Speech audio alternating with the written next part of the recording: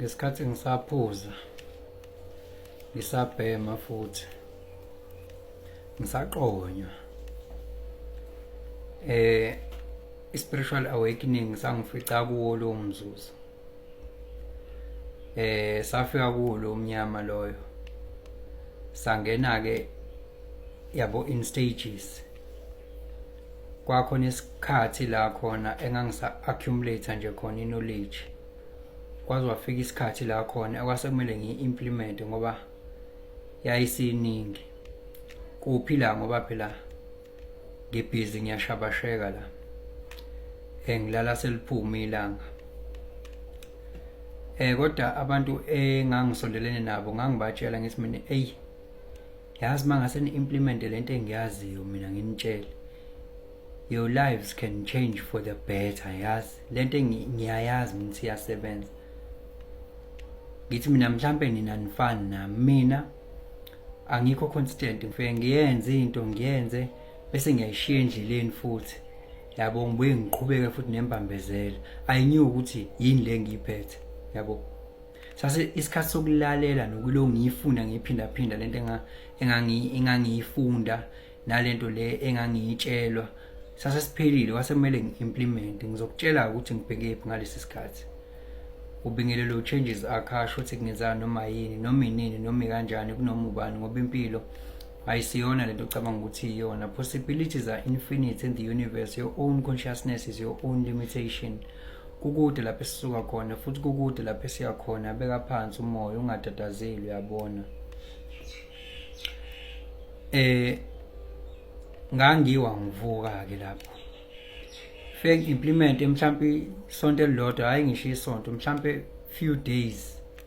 Though I'm busy balancing chakras, mhlambe doing that pranayama thing. Kodwa ngeke kuphela isikhathi singanani ngiya relapse futhi. Bese ngihalela ukuthi kungakho nomuntu oyenzayo lento consistently ngijabulele at least yena ke engibona impilo yakhe ishintsha.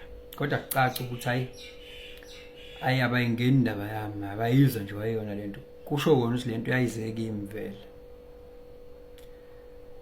Not to mention ukuthi njoba sengazi manje based on human design ukuthi mina I'm a personal destiny. I'm a right angle cross. I'm here for a self discovery. Yabona ke that is the first incident la khona ngazi into ngazi ukuthi iyasebenza ngiyiphethe leyo knowledge engashintsha impilo yami kodwa ngingayi-implement kodwa nami bese ngiyaqhubeka ke ngireceive what other people receive ngenxa ukuthi nami I will fall into a trap yokuthi nginolwazi kodwa angilisebenzisi. 2 ngake mina ngawuproducer nje kakhulu umculo. Ngafike ngafunda i-digital audio workstation okuyi-Fruity Loop Studio ngafunda ngabuka amavidiyo lento mangiyibuka lento ngigcina sengi-understand ukuthi uyenziwa kanjani. Gcina lo ngiyiphinda gcina sengikulo lokungana just watching paralysis yabo.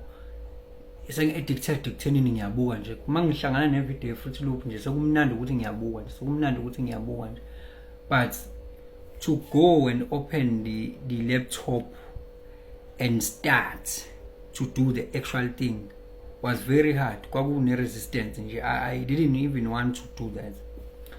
But khona isigaba la khona ngathi I can't take it anymore. It's like I'm bored now. It's like lento sengiyayazi kodwa ngaze ngiyenza.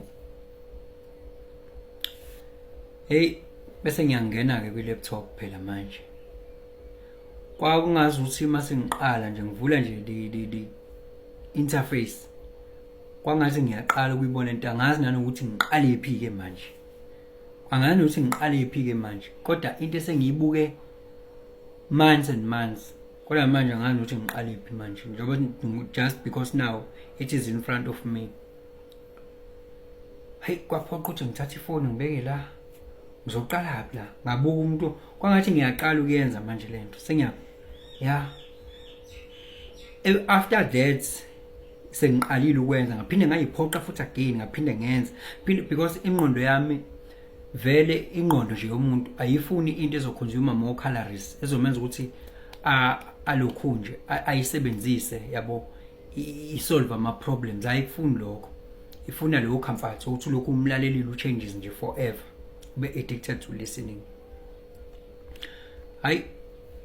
Ngitshela ukuthi ngase ngiconscious ukuthi no ngiyapractice kahle manje ngiyayenza lento. Hayibo ngabona nkosami nakho kunye ngikwenza. How ngabeka ikick ku step sequencer yakhe isense, ngabeka iclap, ngabeka i-hi-hat, hayibo. Yeah, sekumele ngimuveke to another step manje. Step sequencer done. Ngivela kokunye ke manje. Yeah, sekumele phela step sequencer hlanganise fake kwi pattern kwathatha ama pattern ngacompile ngakhe ingoma. Ngiye kwi playlist. Hayi yimlo. Yabo kwacaca ukuthi yazi kube kwakona mhlambe futhi kube angizange ngize ngithathe inyanga engaka ngilo ngilalela ngivele ngazo shoot straight to practicing what I know. Ngabe ngikude manje. Ngabe ngikude. What is the moral of the story?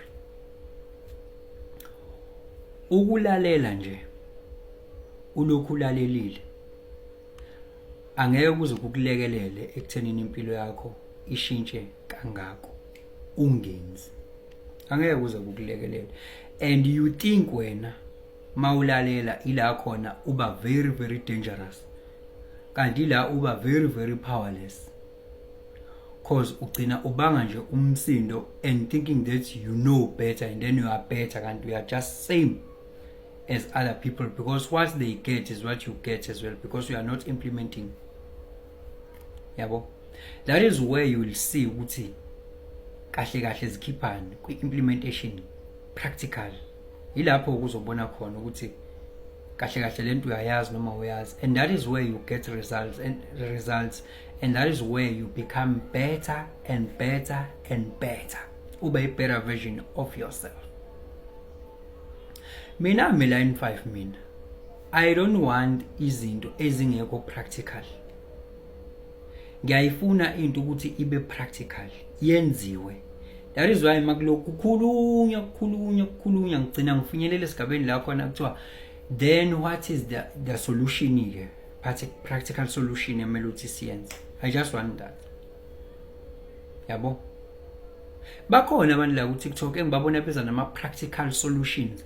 Baqala izinto siyangena kuzona, baqala izinto siyangena kuzona. Nami ngiqalile kwami bangena abangenayo.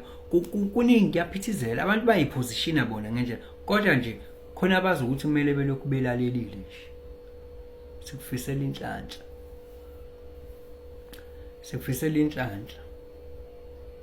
Ngoba phela angeke kuze kushintshe ngokuthi ulokhu ulalelile nje. Kuzofuneka uyenze into.